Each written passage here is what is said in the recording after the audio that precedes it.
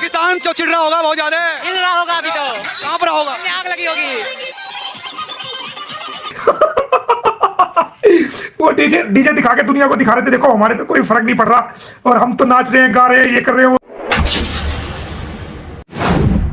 अस्सलाम वालेकुम, hello everyone, कैसे हैं आप सब। उम्मीद करती हूँ कि आप सब बिल्कुल खैरियत से होंगे और आप सबकी दुआओं से अल्हम्दुलिल्लाह मैं शबनम खान बिल्कुल ठीक ठाक हूँ और अपने चैनल पर मौजूद हूँ। जैसा कि कल एक बिग अपडेट मोमिन मलिक सर ने हम सब से शेयर किया और कल वो बहुत मज़ेदार हंसी के साथ ये कह रहे थे कि डीजे का तार जो है उन्होंने कटवाने की तैयारी कर ली है, मतलब बहुत जल्दी ये डीजे का तार जो है कट जाएगा। मोमिन मलिक सर जो है तार लेकर चला जाएगा, फिर नाचते रहना कोठे पर।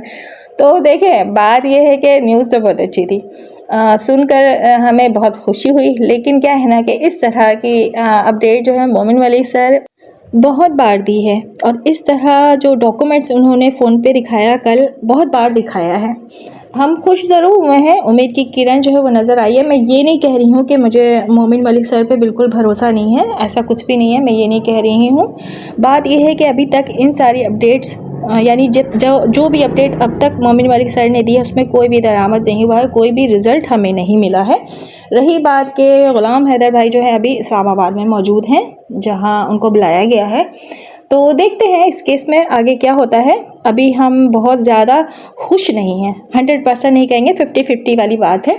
और देखते हैं जो अपडेट मोमिन मलिक सर ने दिया है इस पर मोमिन मलिक सर 100% जो है काम आगे लेकर चलते हैं या फिर सिर्फ इस्लामाबाद से होकर ग़ुलाम हैदर वापस कराची आकर बैठ जाता है या फिर सीधा वहाँ से हिंदुस्तान पहुँचता है।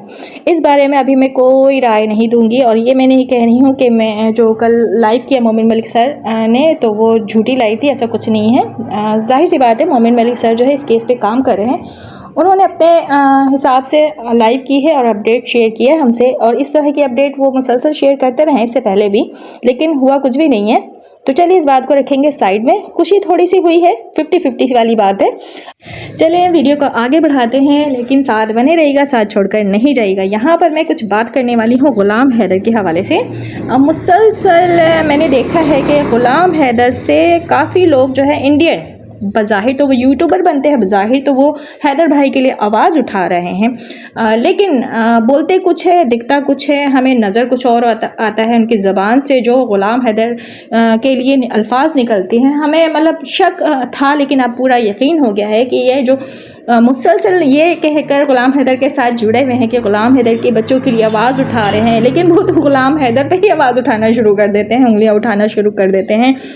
अरे आप सब खफा नहीं होना, मैं सारे इंडियन यूट्यूबर्स के बारे में नहीं कह रही हूँ, चंद गिन चुन के 4 से 5 भी मुश्किल से होंगे जो ज़ाहिर तो ग़ुलाम हैदर को सपोर्ट करते हैं और करती हैं, लेकिन पता है मुसलसल ग़ुलाम हैदर पर उंगलियां ही उठाती हैं, ग़ुलाम हैदर को कटहरे पे लाकर खड़ा कर देती हैं और इतना सुनाती हैं कि ऐसा लगता है ग़ुलाम हैदर ने उनका कर्जा खा लिया है। अरे भाई, ग़ुलाम हैदर के साथ अगर आपको लगता है कि आपकी नहीं बन रही है, आपको ग़ुलाम हैदर समझ नहीं आ रहा है, तो मैं बराए मेहरबानी आप इस केस को छोड़ दीजिए और वो मोमिन मलिक सर जाने और वो ग़ुलाम हैदर जाने। क्लाइंट्स और वकील का जो काम है वो एक दूसरे से खुद ही निपट लेंगे।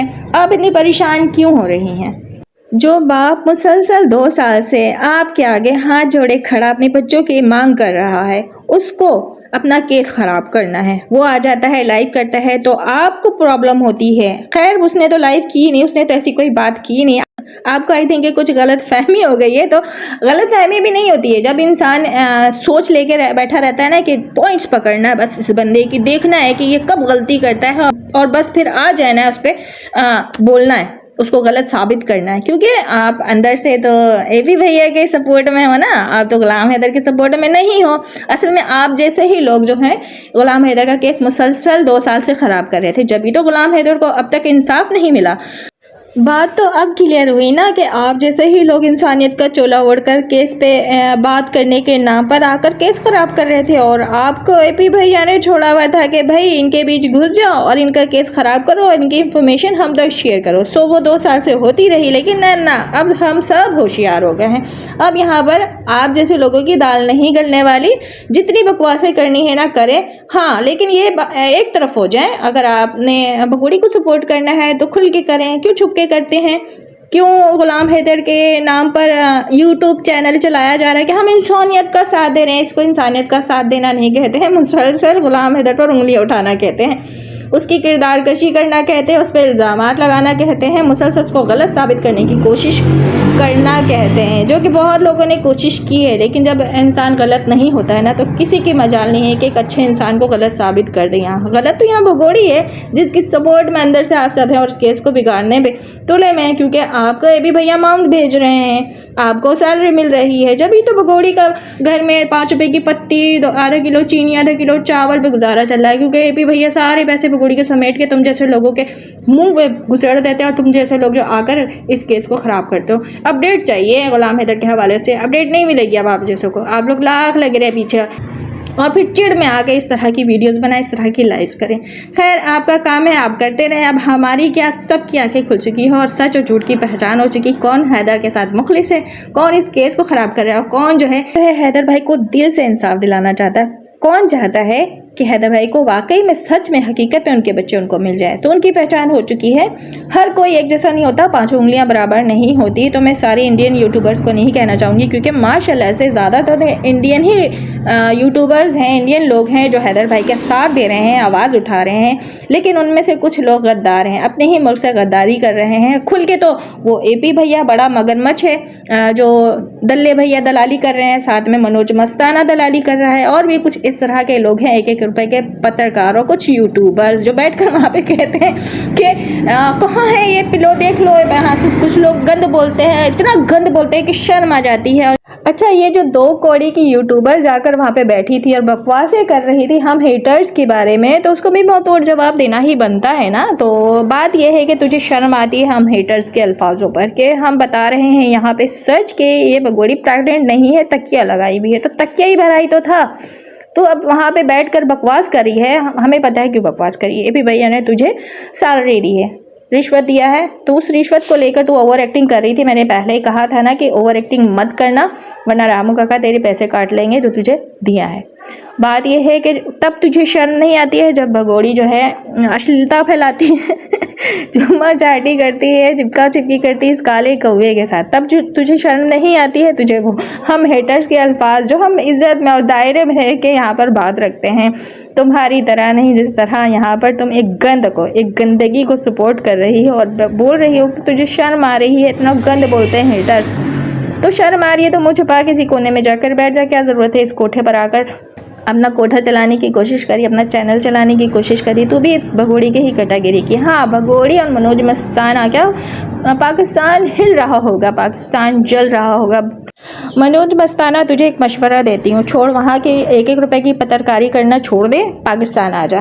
तुझे बहुत शौक़ है ना पाकिस्तान का नाम लेकर, अपने व्यूज़ चाहिए चैनल पर, तो व्यूज़ पाकिस्तान आकर कमा और यहाँ पर आकर ये बात कहना, ठीक है। बहुत पाकिस्तान पाकिस्तान करता, पाकिस्तान दिन रात तुझे ख्वाबों में भी नज़र आता है। और फिर भगोड़ी को तो नज़र आते ही आता है, तो इंडियन है, तुझे क्यों नज़र आता है। भगोड़ी का समझ में आता है कि भगोड़ी वहाँ से 4 बच्चे हुआ करके लेकर आई है, किसी के साथ गलत करके आई है, एक मजलूम बाप को मुसलसल धोखा दी और गलत करके यहाँ आकर बैठ गई, तो उसको पाकिस्तान याद आ जाता है और पाकिस्तान को वो जलाएगी। उसकी औकात है भगोड़ी, तेरी औकात नहीं है कि तू पाकिस्तान को हिला सके या जला सके। तू जल रही है मुसलसल 2 साल से, पाकिस्तान का नाम सुन सुनकर नफसियाती हो गई है और यहाँ पे कोठे पर बैठ गई है। देख, पाकिस्तान में थी, इज्जत की रोटी खाती थी ना, गुलाम हैदर तुझे घर की 4 दीवारी में रख कर खुद मेहनत करके पत्थर तोड़ के तुझे खिलाता था। लेकिन तुझे तो वो रास नहीं आई, तू समझी थी पाकिस्तान से भागकर यहाँ इंडिया बैठ जाएगी आकर और तू हीरोइन बन जाएगी, वर्ल्ड फेमस हो जाएगी। हाँ, वर्ल्ड फेमस तो तू हो गई है, मानना पड़ेगा। तू कह रही है ना पाकिस्तानी जल रहे हैं, पाकिस्तानी की पैर की जूती भी तुझसे नहीं जलती। हाँ, वो अलग बात है कि तुझे जलील करने के लिए पाकिस्तानी पीछे नहीं रहते। दिन रात तू पाकिस्तानियों के हाथों ही जलील होती रहती है। तू क्या पाकिस्तान को जलाएगी? तेरी औकात नहीं है कि तू पाकिस्तान को जलाए या पाकिस्तान जले। तुझ जैसी घटिया कोठे वाली को देखकर पता है पाकिस्तान खुश होता है। पाकिस्तान के जितने लोग हैं ना खुश होते हैं कि हमारा पाकिस्तान का कचरा चला गया है, शुक्राने की नफिल अदा करते हैं, पता है। और हमें हंसी आती है तुझ पे, बहुत अफसोस होता है हम जलते नहीं हैं, क्योंकि तू जलने वाली चीज़ ही नहीं है। तू पाकिस्तान को जलाएगी, औकात नहीं है तेरी। जो औकात थी औकात पे पहुंच गई है। हाँ, रामू काका, दिल्ली भैया, जिस तरह तुझे इस्तेमाल कर रहे हैं ना, तुझे बाद में पता लग जाएगा। और आज की वीडियो जिस तरह तू चढ़ रही थी ना, वो 4 फीट 5 फीट की दीवार कूद गई, तू कूद कर जाकर तो बबीता के यहाँ बैठ गई। तो तब तू प्रेग्नेंट नहीं थी, जबकि कुछ दिन पहले तू बीमार थी, तुझसे चला नहीं जा रहा था, सीढ़ियाँ चढ़ी नहीं जा रही थी। वो जो 1.5 फीट की तेरी इनलीगल सांस है वो तुझे पकड़ पकड़ कर उतार रही थी, इतनी ओवर एक्टिंग तू कर रही थी। तो अभी क्या बात है, तू फलांग जाती है इतने बड़े बड़े दीवार और जाकर बबीता यानी अपनी जो इनलीगल एक चाची अम्मा जिसको बोलती है अम्मा के घर जाके बैठ जाती है और जाती पहले किचन में घुसती है। तो सदा की बुक्कड़ थी ही, बुक्कड़ है ही। पता है क्या इसका भूख क्यों नहीं ख़त्म होता, मैं बता रही हूँ। जो बीफ खाती है सारी ज़िंदगी, जिसको चट्टे मीठे खाने का शौक़ रहा हो, पाकिस्तान में ये यही किया करती थी। अब जब से हिंदुस्तान गई है, इसको सनातन धर्म का चोला उड़ना पड़ा है। इसके दल्ले भैया ने मशवरा दिया है कि तुम ये सनातन का गेम नहीं खेलोगी, हिंदू मुस्लिम का खेल नहीं खेलोगी तो तुमको यहाँ पे फिर रहने नहीं दिया जाएगा। तुमको TRP चाहिए, हिंदुस्तान में रहना है तो तुमको ये सनातन धर्म का नाटक करना ही पड़ेगा। अब इस नाटक में ये भगोड़ी जो है खाने पीने से रह गई। अब जो बीफ दिन रात खाए, जो कि 4 बजते ही शाम के उसको जिंगर बर्गर चाहिए होता है, और जिंगर बर्गर किसका होता है, चिकन का ही होता है ना। अब वो सारी चीज़ें इस बगुड़ी से छीन गए हैं, अब इसको लगते हैं भूख। इसका दिल करता है कि ये वही चीज़ें खाए जो ये इतने सालों से 40 से 45 सालों में खाती चली आई है। जैसे कि जाफर ने बताया था ना इसके यार ने कि जब इसको कलेजियाँ नहीं मिलती थी तो ये दीवारों में टकरे मारा करती थी। तो अब ये टकरे तो नहीं मारा करती, हाँ, लेकिन सबके किचन में ज़रूर झांकती है कि कहीं कुछ भी ऐसा खाने को मिल जाए और ये खा ले और अपने दिल को तसल्ली देते। लेकिन बगोड़ी तुझे कहीं पे भी वो बीफ, चिकन, जिंगर बर्गर, कलेजियाँ नहीं मिलेगी जो तो तवे में भून भून कर खाया करती थी। अब तुझे इसी तरह के खाने मिलेंगे क्योंकि तू सनातनी हो गई है। अब सनातन धर्म का जो चोला ओढ़ के तू बैठ गई है। कुछ अंधभक्त लोग हैं जो तेरी इस एक्टिंग पे खुश होते हैं, भाभी भाभी भाभी बोलते नहीं थकते हैं। तो उनके मुँह पे मैं कहती हूँ लानत है 1000 बार कि इस जैसी बगुड़ी को सपोर्ट कर रहे हो जो कि अभी भी सबके किचन में घुस घुस कर बीफ और चिकन ही ढूंढ रही होती है, लेकिन मिलता नहीं है ना। और मिले भी तो ये खा नहीं सकती है क्योंकि ये सनातनी हो गई है। अच्छा जी सनातन, ये भाभी तुम लोगों की गोबर को हाथ क्यों नहीं लगाई, जबकि कोई भी ऐसे इवेंट है जो ये हाथ से जाने नहीं देना चाहती। ये बताती है कि ये प्योर सनातनी है और जो इंडियन सनातन है ना वो कुछ भी इसके आगे नहीं, मतलब कुछ भी नहीं है, सिर्फ बेबगोड़ी है, प्योर सनातनी। तो तुम्हारी जो भाभी हैं, भाभी गोबर को क्यों नहीं हाथ लगाई। असल में अपनी औकात में पहुंच गई है। यकीन माने मैं बता रही हूँ किस तरह वहाँ पे बैठी होगी ना, उसको उसकी बदबू बर्दाश्त ये किस मजबूरी में कर रही होगी ना, मैं बता रही हूँ।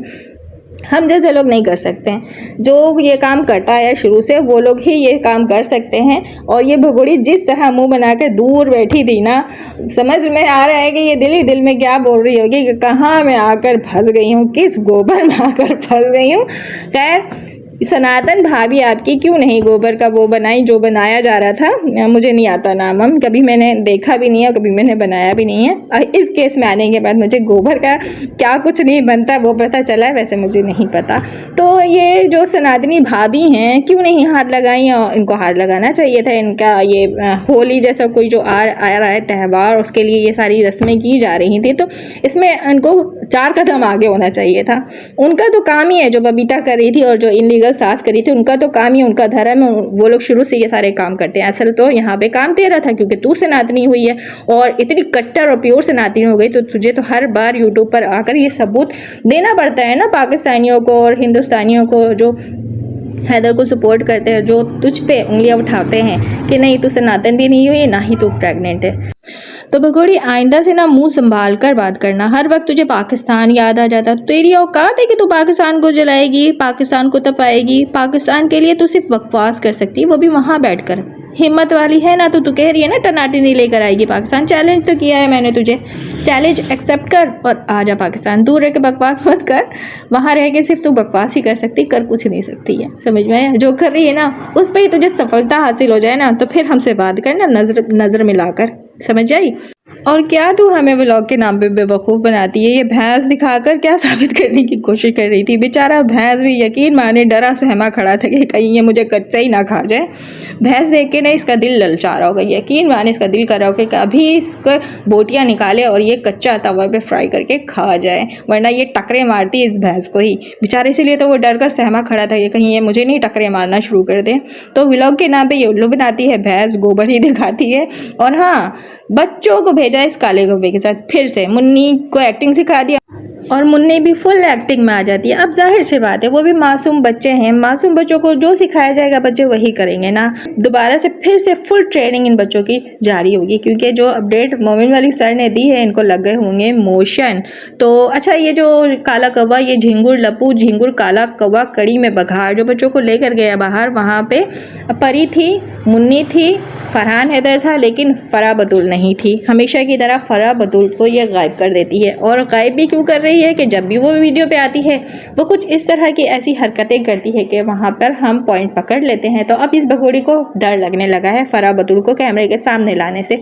और अगर फराह बतूल ऐसी हरकतें करती भी है तो क्यों करती है? जैसे कि मैंने आप लोगों से कहा हुआ है कि ज़हनी तौर पे जो फराह बतूल है वो डिस्टर्ब है। उसकी बॉडी लैंग्वेज बताती है हमें, उसकी हरकतें बताती है हमें कि वो बिल्कुल भी सेट नहीं है, उसकी जो तबीयत है वो बिल्कुल बेहतर नहीं है। इस भगोड़ी ने उन बच्चियों के साथ, खास के फराह बतूल के साथ ऐसा क्या किया है, या वहाँ के रहने वाले लोगों ने ऐसा क्या किया है कि ये मेंटल जो है सेट नहीं है।